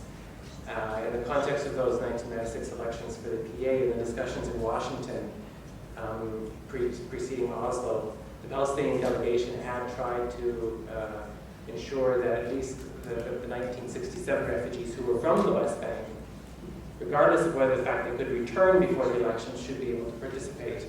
And that was a position that was not supported, and in effect, this group of refugees were excluded. All the refugees who were actually in the territories were able to participate. So here's the question: does the UN have a role then in terms of promoting durable solutions, also to promote that kind of participation from a political angle? Just a very quick comment to add to the point raised by the first speaker. I think we should also keep in mind the way in which history moves on. 60 years ago, and 62 years ago, at the beginning of the work of UNRWA, the idea of participation was and representation was not really important, if I can put it that way. We've moved very much from a situation where maybe you can even go back to the peace conferences of 1919, where there were winners and losers, even after World War II. So again, winners and losers, but we've now moved into an era where we're looking for win-win situations. And this is alongside trying to improve representation through participation at the local level. Okay, we'll have another round, maybe 3 or 4 questions. Let's start with Sally, and then we'll get to you. Don't worry. Thank you. Let me don't help to power sharing, community participation as a power sharing. But I would say it's also sharing power, but also sharing responsibility. Just نحن valid experience. We learned personally. I learned a lot about how complex this process of community participation. For instance, we started the first meeting. Everyone wanted to be the home constructed as it was. And then after the intervention of the urban planner, the expert, for instance, they changed their mind because showing environmental consequences, etc. So I think we never, yes, there is from one side the power, whether UNRWA, Palestinian factions, etc., to the role to trigger, foster community participation, but there is also, I would say, problem how we do it, but also how we do with individuals, refugees with history of passivity, some of them that they are this society destroyed by the market, colonized by the media. We see, for instance, it was very difficult. It's not easy to let the community participate. Political disillusionment we find. So all this should be taken into account when we think. But just one point to Sergio. Sergio, it's amazing your conclusion, and I think you give insight about where is the boundaries between this newcomer in the field and the well-established, the Palestinian factions, the well-established, and the newcomer, this civil society. For once, civil society wanted to do grassroots, and they say popular mobilization. And the message, I would say, receive the organizer of this march, shut your mouth and stay in just without political participation. We hear that from both sides. Let me start by PLO. PLO is, they refuse the head of the factions here to give the speech to their constituency, to those who were working in the reparation, but also from the Tahaluf to say, look, we don't trust you, civil society. You exclude us for a long time, we Islamists, etc., not part of the civil society. Now we will tell you that no, we don't deal with you, we don't trust you, and no way to come. So I think it's really the indication is. Thank you. Comments for Sari can be told to him in the break. Let's continue. Because we have some questions pressing from the board. تفضل. شكرا. اعذرني على الاصرار، يعني متمسك بحقي بالمشاركه، ولكن استفدت كثير من الاسئله. اولا شكرا للثلاث باحثين سيرجيو ونيلتري، قدموا وراء جيد جدا. انا كما سبقني احدهم عجبني الخلاصه اللي وصلت لها نيل في عدم إهمال الارتباط الحاد ما بين هو سياسي وإنساني، وأعتقد هذا هو الطريق الذي يوصلنا إلى أرضية مشتركة وإلى موقف إيجابي. أنا بدي أكد إنه اللاجئين الفلسطينيين كما هو تمسكهم بحق العودة، هم متمسكين بحقهم للحياة وبحقهم أيضا في المشاركة. قضية ما كنت برغب في سؤال لنيل أيضا هاي إنه من ترى له أولوية في مقاربته السياسي أو الإنساني لوضع قضية ذات حل هذه المعضلة. الشيء الآخر أنا في أثير قضايا ما كنت أعتقد إنه هذا المحور لها، لكن أنا بحكم تمثيلي مضطر إني أرد عليها. تمثيل الفلسطينيين أو اللاجئين، عموم الفلسطينيين واللاجئين الفلسطينيين خصوصا تاريخيا كان واضحا. في المسيرة النضالية هناك من كانوا بارزين في تمثيلهم وبرغم كل الشعب الفلسطيني. في الممارسة الديمقراطية اللي يقر بها كل العالم أيضا الانتخابات أفرزت ممثلين للشعب الفلسطيني. أنا بئستني من يحاول دائما الذهاب إلى البؤر الشاذة في الحياة الفلسطينية ليبني عليها وليعممها. ما يجري في مخيمات لبنان هو ليس وضعا صائبا. إن أشرنا إلى المخيمات لنشير إلى بيروت ولنشير إلى طرابلس وإلى نبطية ولكل لبنان. فهذا سيكون مضرا جدا إذا حاولنا تثبيت كل هذه التعقيدات السائدة داخل مخيمات لبنان، واللي يعلم الجميع أنها لعبة أممية لا يستطيع الفلسطيني التحكم بها ولا يستطيع كائن كان في المنطقة التحكم بها.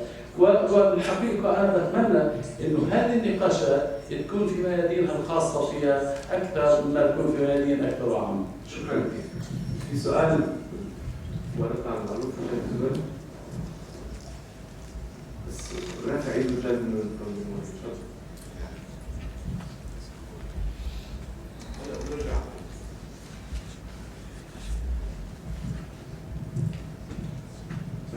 Thank you. My name is Samir Khouri. I'm chair of the Committee of Employment of Palestinian Refugees in Lebanon. And Mr. Bianchi made several references to our committee. He didn't have time to elaborate and talk about the amendments which were passed in Parliament on the 17th of August concerning Palestinian refugee employment. Now, the fact is, the amendments to the law have not really completed the work of opening up Palestinian refugee employment and empowerment in the employment market. They've lifted the reciprocity rule, but only partially. There are still all the professions that are out of the market completely. And besides, when it comes to the 72 occupations that were opened up, it's not at all clear whether the work permit, which is still required, though free of charge, is actually going to be given without any further formalities. We have said in our press release that this is the first step in the right direction, but there's still a long way to go and a lot of work to be done in terms of ensuring that what rights have been given are actually implemented, and that the best test for that will be the number of work permits that will be issued in the near future. So we're following that, and we're continuing our work to ensure that Palestinian refugees get their full rights to employment in Lebanon. I'm sure Sari will be writing on this. We have a last question from Okay,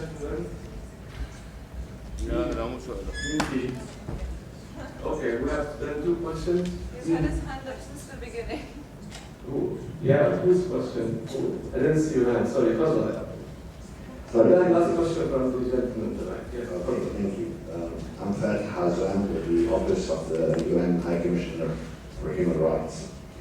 And I want to thank the panelists as well for the thought-provoking, as we can see, discussion, and also to thank Dawn for her attempt to try and bring it down to the question of complex and oftentimes misunderstood notions, or notions or terminology and concepts that we use at times at cross purposes in different definitions. And I think if I can add one more term to that, which is the notion of rights, that we often also misunderstand and use in more emotional terms even than political terms, because even in political terms, rights are used in certain ways. Rights can be talked about as entitlements, but that also means somebody has an obligation to meet them. Rights also provide, and here I'm thinking about the human rights thing, provide the standards. Each right has a scope. Rights have exclusions and exceptions. So it's not so simple as to say the right and then we talk about that. A good example is the right to participate, which is a human right. And I very much like Dawn's definition that actually it's not enough to say we had a few meetings and focus groups and then to say that people have participated. But the right to participate in its scope actually means to be invested with the partial decision-making authority along with those who participate in. So I think it's very important to consider that in that way. And the last note on that is the right of return itself. If we think about the right of return from the perspective of who has the obligation to meet that right or to fulfill that right, it would help us then direct our advocacy in a bit more of a focused way, in a bit more of a directed and targeted way. Thank you.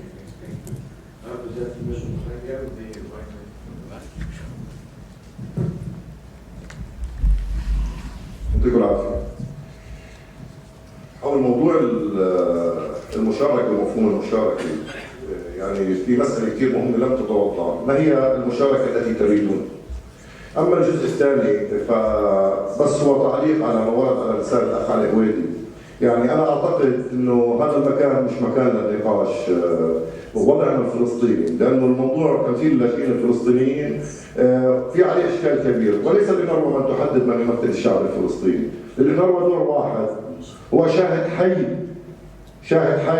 على قضية اللاجئين الفلسطينيين. أما الدور الثاني للأنروا فهو إغاثي إنساني تنموي، المفروض يتركز عليه أكثر. يعني كمان شوي أخونا علي بده السيد جراندي يشرف على انتخابات لجنة تنفيذية ولجنة تشريعية ونحطوا عم يصير لجنة تنفيذية بمنظمة التحرير الفلسطينية كمان شوي. يعني هذا المنطق اللي بنحكي فيه مش مجال للنقاش هون. خلينا نركز أكثر على النقاش على النقاط اللي طرحوها الإخوان أكثر إفادة لنا كلياتنا بهذا الموضوع. شكرا لكم. آخر سؤال gentlemen, and we can allow for 1 minute for each panelist. علي مصطفى. أنا شاكر للجميع على المداخلات الطيبة فيما يتعلق بالمشاركة والتمسك بحق العودة. نيل تحدثت عن مشاعر اللاجئين في مخيم النيرة ومخيم عين التل، وهي مشاعر صحيحة وهي ترفع راسنا كلياتنا. طبعا الوكالة ليست هي من بدأت بتحسين أوضاع المخيمات في سوريا. الوكالة دخلت على الخط. الحكومة هي من بدأت بتحسين الأوضاع وبتحسين البناء وبتحسين كل الظروف.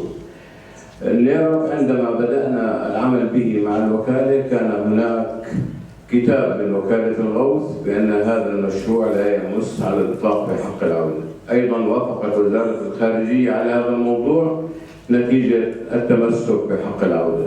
3 العقد تسليم الشقة للاجئ الفلسطيني في المادة 13 منه بتنص على أن البيت هو ملك للجمهورية العربية السورية يسلمه اللاجئ الفلسطيني عند عودته لدياره.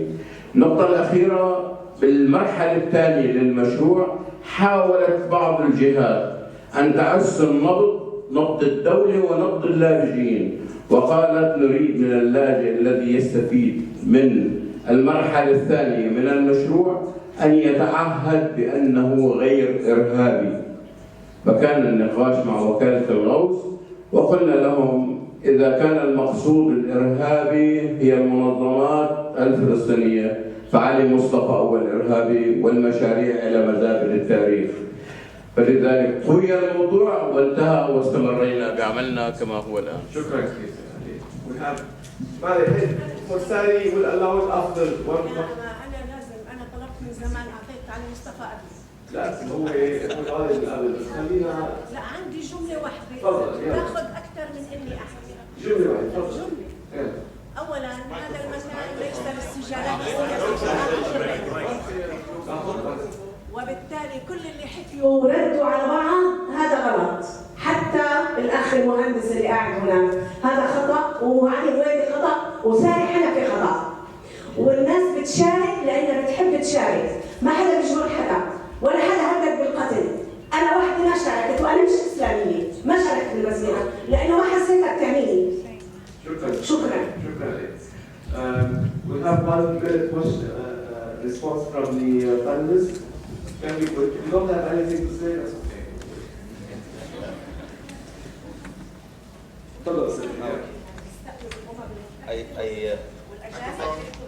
Sorry. Thank you. I try to give a short and comprehensive answer, starting from the comments of His Excellency, the Ambassador Al-Khoury. As far as I'm concerned, and this goes back also to what Ms. Chatty says, it's the Lebanese political system and the Palestinian political system inside of the Palestinian community in Lebanon is what, in my opinion, make very difficult to speak about community participation, about the advocacy process. In this advocacy process, community participation implies that at a certain point of time, there is a consensus about a decision that we can take all together by participating. And in many cases, especially all the cases in which there is no direct access of individuals to decision-making instances, this is just not possible. And this is why we have to go through intermediaries, and intermediaries can be Lebanese MPs that have constituencies that are not concerned by community participation. And these MPs speak about Tautin or human rights, but they do not even, it's probable that they care about what the advocating actor tells. But what their political survival depends on other elements. And this goes as well for what happens inside the Palestinian community. I was very blunt in saying that PLO and Half created 2 parallel tracks of advocacy. Actually, it was not like this. It was really advocacy that just split because it was a consensual and very much participated, I guess, process up to the moment where popular support comes into account. And since then, it cannot escape the fact that there are divides that inside the Palestinian community that when it comes down to political decisions, became evident. And I'm not saying that it's only a fault of the divide inside the Palestinian community. There is much more than that. But as far as community participation is concerned, I think that this is the lesson that we can learn from here. In terms of what is it that I guess UNRWA should emphasize, whether it's the humanitarian or the political, again, as I said before, I don't, there's not a natural separation, but to the extent that we want to separate between the two, UNRWA was not created to solve the Israeli-Palestinian conflict or the refugee situation. UNRWA was created to provide assistance to Palestinian refugees until that issue was solved. And now, so UNRWA started out with emergency assistance, and now it's trying to include other forms of assistance, developmental assistance. So I think in the case of UNRWA, that's the focus of UNRWA. Those are the goals of UNRWA, is to provide assistance, various forms of assistance, and sort of promote socioeconomic improvement. I think that's the priority. And that's fine. All I'm saying is that does not preclude political awareness and recognition that in order to reach these goals, which are defined non-politically, that sometimes it requires certain forms of political engagement. At the same time, policies that are not framed politically at all can have a political impact. Just think about, again, the history of the agency's creation. Part of its role was to encourage integration and settlement of refugees through development. And with regards to the NADA project, for example, in order to get the project off the ground, if I'm not mistaken, UNRWA consulted with political parties in NADA. That's a form of political engagement, but the goal was to get a development project off the ground. The overall goal was not a political one. So I think in terms of its overall goals, UNRWA is committed to socioeconomic improvement assistance, and that should be the priority. But it needs. It does not preclude political, lack of political awareness, and I think that's something that is kind of missing. And then just to reply to you, I think you make. Oh, sorry. I think you make a great point in terms of when we talk about rights, we should also think about obligations. And again, UNRWA is not responsible for solving the refugee issue, but should not undermine it either through its operations. I'm not a political science expert, but I believe that responsibility falls into the international community and the Security Council. I know the UNCCP was originally created to help solve that, and its activities have come to a standstill. And I think we forget about that, and UNRWA comes to bear the brunt of refugees' frustration with regards to the fact that their right of return is not being taken seriously. But UNRWA is, the international community bears I think the greater part of responsibility for nothing being done in terms of actually, finding a resolution that takes into account the right of return. Thank you. Okay. What is she? Perfect. I just want to final words. Very, very final, just to reaffirm the comment, the very last comment that yes, participation cannot be imposed. Participation in community engagement it's something that emerges from the local individual desires, and it's really part of what I call the kind of 21st century discourse on human rights or rights-based discourse. I think is the kind of terminology that we try to use today. So I think at the end, if I can say that UNRWA really does need to be congratulated for moving with the times, for moving into this greater partnership, this greater sharing, this attempt to bring the local Palestinian community into its decision making, but still there's a way to go. Great, thank you so much. Thank you for making this session very exciting, and thanks for the presenters. Thank you very much.